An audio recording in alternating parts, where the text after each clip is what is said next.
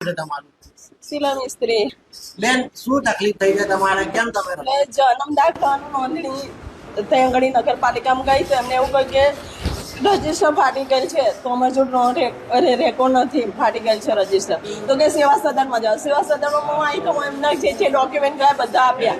તો હવે કે છે તમે હજુ પાછા નગરપાલિકામાં જાઓ. તો હું કેવી રીતે જાઉં? નગરપાલિકાવાળા હાથ ઉપર તૈયાર નહીં કે અમારે જો નહીં તો ત્યાં રેકોર્ડ ના હોય તેમાં હું શું કરું?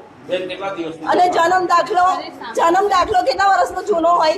આજે મારે 46 વર્ષ, આ 46 વર્ષ જૂનો દાખલો હું ગઈ મારે તો 60 ઉપર જે થાય એ 60 ઉપરથી જ મળે ને.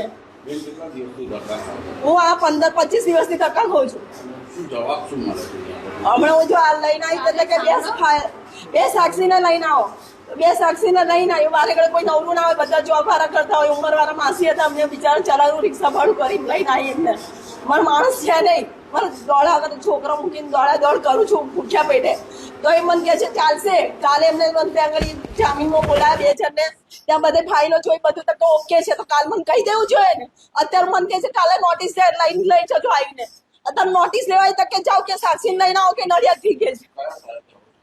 આમને આપ્યો બેને જે મેન સાહેબ છે એમને નક્કી ફાઇનલ કરી દીધું કે 25 તારીખે તમે આઈને આપી દેજો છપાઈને પેપરમાં. તમને કાલ નોટિસ આપી દેશે, તમે પેપરમાં છપાઈ ઓકે.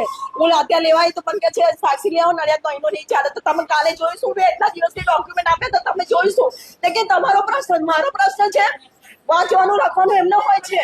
મને બેસાડી છે કઈ તું મારે જોવાનું. મેં તો કાગળ કરીને આપ્યા બરાબર છે. આઈને મારે જો પેલા હું ત્યાં મૂકીને લાવી છું કે બધા કાગળ એમને જે કાંઈ બધી ફાઇલ મેં છાપી નીચે કાઢેલી છે એમની જોડે. કલેક્ટર ઓફિસની તમે આવો વ્હીકલ લઈને બીજાનું વ્હીકલ લઈને આવું છું. મારો વ્હીકલ લઈને નહીં, રિક્ષા ભાડું મને પોસાય રહી છે. બોમ્બેથી આવું છું. જન્મ દાખલો મારે ફાઇલ ઉપર એના માટે બહાર જવાનું. હા, બોમ્બે કેટલા કિલોમીટર થાય? 15 કિલોમીટર. 15 કિલોમીટર. હા.